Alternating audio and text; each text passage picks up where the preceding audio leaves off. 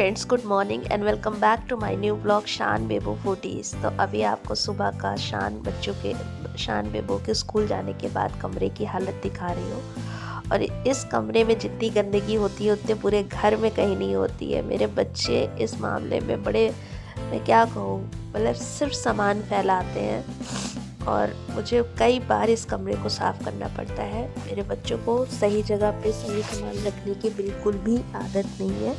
बहुत बार डांट चुकी हूँ लेकिन कोई फ़र्क नहीं पड़ता, वो लोग अपने ही हिसाब से रहते हैं। हाँ, बहुत ज़्यादा जब डांट पड़ जाती है तो उस दिन कमरा बिल्कुल चमका देंगे, उसके बाद फिर वही रवैया। तो फिलहाल बच्चे स्कूल चले गए और अब मैं इन बच्चों का बिस्तर कमरा सब साफ़ करके झाड़ू वाड़ू करूँगी। तो सुबह के काम में इन्हीं सब कामों में मेरा समय ज़्यादा लगता है। अगर प्रॉपर जगह पे सब चीज़ें रखी हो तो समय कम लगता है, लेकिन नहीं, सामान तो इधर उधर पड़े रहेंगे। तो इसलिए बस इन सबको ठीक जगह पे रखा, फिर झाड़ू वाड़ू करी।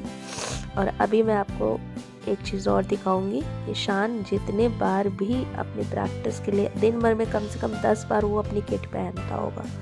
छत पे जाता है, प्रैक्टिस करके आता है और उसको फिर सब कुछ बेड पे फेंक देता है। और मैं हर बार उसकी सारी चीज़ें उठाइए, देखिए ये बैग है और ये एक छोटा सा मैंने टेबल पे मतलब इस तरह का बनवा के रख दिया है कि भाई इसी पे सारा बैग वैग रखा करो, लेकिन नहीं, वो पूरा फैला के ही रखेगा, चाहे उसको मैं कितनी भी डांट करूं। ऐसी ऐसी जगह बैट रख देता है कि अगर ध्यान ना दो तो पैर पे गिर जाए और अच्छी खासी चोट लग जाए। तो ये देखिए इतने सारे कूड़े इनके बच्चों के कमरे से निकलते हैं। बाकी मेरा कमरा भी नहीं फैलता, मम्मी का भी नहीं फैलता और ड्राइंग रूम भी नहीं, बस इन्हीं का कमरा सबसे ज़्यादा फैलता है। तो बस पहले साफ़ सफाई कर लिए, झाड़ू किया है और आज मुझे मम्मी के कमरे की फ़र्श भी साफ़ करनी है। और मेरी आज तबीयत भी ख़राब हो गई, जिस समय मैं वॉइस ओवर कर रही हूँ उस समय मेरी तबीयत ख़राब हो गई है। आवाज़ ख़राब, सर्दी ज़ुकाम हो रहा है, बुखार भी आ गया है हल्का। लेकिन ये वीडियो बनी हुई थी तो मुझे लगा कि इसको मैं पोस्ट ही कर दूँ, इसलिए कर रही हूँ। और आजकल तो धूल सब, बहुत हवा तेज़ चलने लगी है तो सब गंदा हो जाता है। डेली सफाई करो, डेली गंदगी हो जाती है, सीढ़ी वीढ़ी सब गंदी हो जाती है। तो डेली झाड़ू इतना तो करना ही करना है। और मैंने झाड़ू करने से पहले यहाँ मम्मी के फर्श पे हार्पिक और फ्लोर क्लीनर मंगवा लिया था, वो सब मिला करके डाल करके फैला दिया था। और मम्मी को बिल्कुल मना कर दिया कि इस कमरे में मत आइएगा जब तक ये पूरा सूख ना जाए, क्योंकि मम्मी का अगर कहीं बाई चांस पैर स्लिप कर गया तो आफत आ जाएगी। तो मम्मी नहा धो करके बाहर सोफे पे बैठी हुई है, तो मैं मम्मी के कमरे की आज सफाई कर दूँ, क्योंकि मैं आपको बताई थी कि टाइल्स के बीच बीच में जो है वो गंदगी आ जाती है। इसमें रेशे की डिज़ाइन है, तो उसमें जो है काला काला सा दाग पड़ जाता है। तो उसको बहुत बारीकियत से, मतलब ध्यान से देखिए तो लगभग पूरे फर्श पे ही ऐसे दाग पड़े हुए हैं। पोछा वोछा तो डेली लग जाता है, लेकिन सफाई भी बहुत ज़रूरी होती है। रगड़ रगड़ करने से ही ये छूटेगा। तो बस किचन और लिविंग रूम का, ड्राइंग रूम का तो मैं कर चुकी हूँ। अब आज मम्मी के कमरे की बारी है। और एक ही दिन में मैं पूरा नहीं कर सकती, क्योंकि बहुत सारे ऊपर के भी काम है, बच्चों को भी करना है, पढ़ाना लिखाना, ले आना ले जाना, खाना पीना, बहुत सारे काम होते हैं। अगर एक ही काम में जुट जाएंगे तो फिर वो सब काम रुक जाता है। इसलिए थोड़ा थोड़ा करके मैं रोज़ ही साफ़ सफाई करती रहती हूँ। तो आज मम्मी के कमरे की बारी थी तो मम्मी का कमरा साफ़ कर डाला है इसी तरह से रगड़ के। और लगभग मैंने 3 बार इस कमरे में पोछा लगाया है कि कहीं भी फर्श में साबुन ना रह जाए या हार्पिक ना रह जाए, क्योंकि बहुत डर लगता है मुझे बुज़ुर्ग लोग जब गिरते हैं तो। क्योंकि अब इस उम्र में गिरना तो अपने आप में एक बहुत बड़ी आफत है।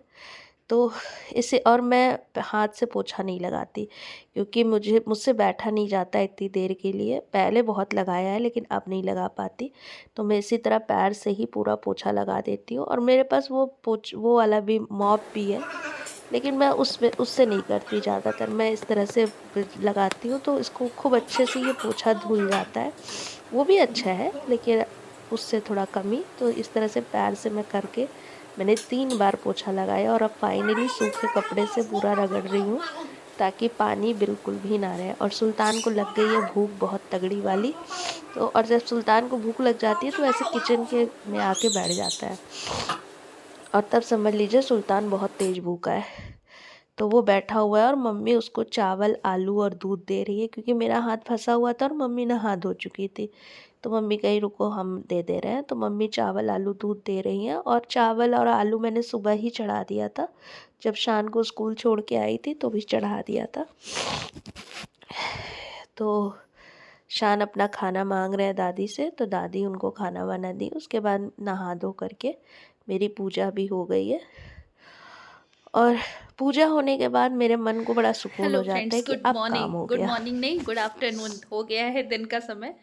मेरी पूजा पाठ हो गई है और मैंने नाश्ता भी कर लिया। और आज टीका बड़ा भयानक सा लग गया है सिंदूर का, तो चलिए जो लग गया अच्छी बात है। और अब नाश्ता वाश्ता तो हो गया, बच्चे स्कूल गए हुए हैं, शान के आने का समय भी हो गया है। बेबो तो अभी 3 बजे तक आएंगी।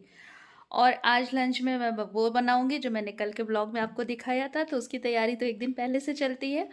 तो वो था डोसा। तो डोसा मैंने कल पीस के फर्मेंट के लिए रख दिया था, रात में मैंने नहीं बनाया था क्योंकि बच्चों को पढ़ाना था। और अब मैं लंच में बनाऊंगी डोसा। तो अच्छे से फर्मेंट हो चुका है, पहले आलू भून लूँ और सांभर बनाऊंगी। उसके बाद फिर मैं डोसा जब बच्चे आएंगे गरम गरम बनाऊंगी और गरम गरम खिलाऊंगी। तो डोसा तो अपने आप में इतना टेस्टी होता है कि बच्चे कल से ही एक्साइटेड थे, मम्मी जल्दी से बना दीजिए। तो आने दीजिए बच्चों को, तब तक मैं थोड़ी सी तैयारी कर लूँ।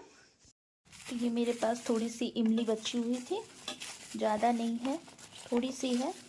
तो इमली को फिलो दूंगी पानी में, क्योंकि सांभर में इमली पड़ती है। और आपको दिखा देती हूँ डोसे का बैटर।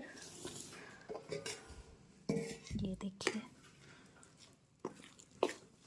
बिल्कुल फ्लफी सा हो गया है, और अब इसका डोसा बहुत अच्छा बनेगा।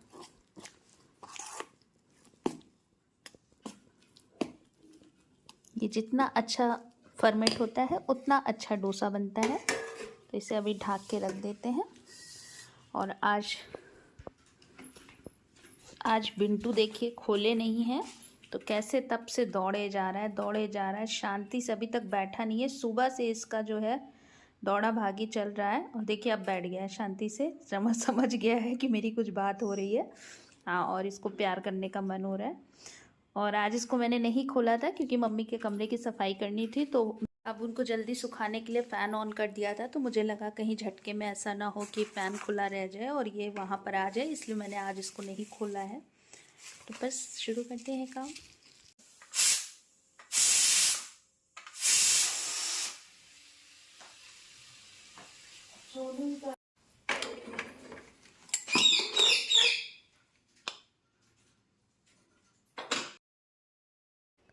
और मैंने जल्दी में दाल तो चढ़ा दी थी, और दाल मेरी पक भी गई, लेकिन तब मुझे याद आया अरे यार मैंने इसमें बैगन और टमाटर तो डाला ही नहीं।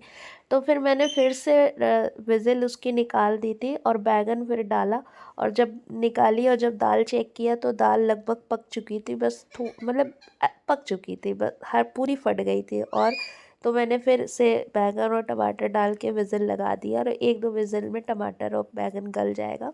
दूसरी तरफ कढ़ाई चढ़ाई, उसमें थोड़ा सा राई डाला, थोड़ा मिर्च डाली, थोड़ा सा सागा वाला जो प्याज की पत्ती होती है वो डाली, प्याज डाला और अदरक डाला। और बगल में अंकल क्या नीम की पत्ती वो मीठी वाली देखने गई थी, लेकिन वो पूरा कट गया है, तो मुझे नीम की पत्ती नहीं मिली, वरना नीम की पत्ती भी डाल दीजिए तो वो बहुत अच्छा टेस्ट देती है। और उसके बाद फिर इसको भूनने के बाद बस इसमें मसालों में मैंने हल्दी, नमक और मिर्चा डाला था, इसके अलावा इसमें कुछ भी नहीं डाला था। और उसके बाद फिर आलू डाल करके खूब अच्छे से फ्राई किया था, और फिर सबसे लास्ट में बस धनिया पत्ती डाला था। इसके अलावा मैंने इस आलू में कुछ नहीं डाला था, क्योंकि ऑलरेडी सांभर बहुत चटक बनता है, इसलिए इसमें बहुत ज़्यादा मसाला नहीं डालना चाहिए। तो बस सादा सा आलू भून करके रेडी हो गया है। नहीं कुछ खास नहीं, दांत हिल रहा है अभी तक अंदर का। चोट लगी। सीढ़ी से छुट्टी हुई, हाँ ऊपर से लड़के उतर रहे थे, हाँ तो उसी में से हम किनारे खड़े थे, मेरी क्लास नीचे रहती है, हाँ संस्कार का वेट कर रहे थे। हाँ तो नीचे उतर रहे थे, और उसी में एक लड़का, हम ऐसे खड़े हुए थे, हाँ। एक लड़का आया है, गिरते पड़ते इतनी जोर सर मारा है मेरे यहाँ पे, पूरी मेरी उस टाइम जान निकली, दांत हिलने लगे थे। अभी भी बल्कि दांत दबाने में दर्द हो रहा है। तब तो वो मारा, मैं बस भी पीछे करके खिड़की की तरफ ऐसे करने लगा। संस्कार वो ऊपर से, हम संस्कार को देख लिए थे, वो आ रहा तो वो देखा कि लगी है इसको। जो लड़का मारा था, दो दोस्त थे, एक संस्कार एक शशांक। पहले संस्कार कॉलर पकड़ के तो पड़ाका मार दिया। पहले इतनी जोर का मारा है कि हम तो बस सोच रहे इसको रोके भैया ये क्या कर देगा। और दूसरा वाला जो दोस्त था वो कॉलर ऐसे पकड़ा है टाई और घसीटते हुए लेके जा रहा था प्रिंसिपल ऑफिस। चल तू प्रिंसिपल ऑफिस चले चल। और उतना मतलब वो मारते हुए उसको लेके जा रहे थे। हम जाके रोके कि अरे रहने दो यार, ठीक है गलती हो गई होगी। फिर हम भी पकड़ के चिल्लाए कि तुम ऐसे उतरोगे भेड़ंगों की तरह। तो करा बोला है लड़भेड़ खाना उसी बता इतना मारे उसको ये लोग पकड़ के। आ गया तुम्हारा संगी साथी। सुबह से सब देवदास बने टहलते रहते हैं।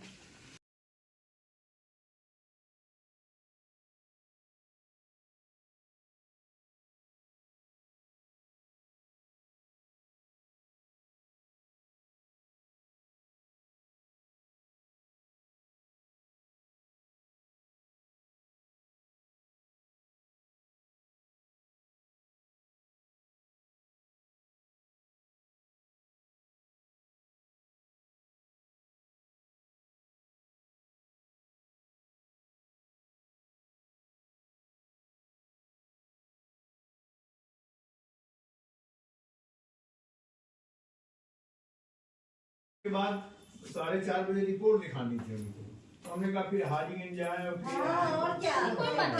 कोई मतलब ही नहीं था वहां तक जाने का।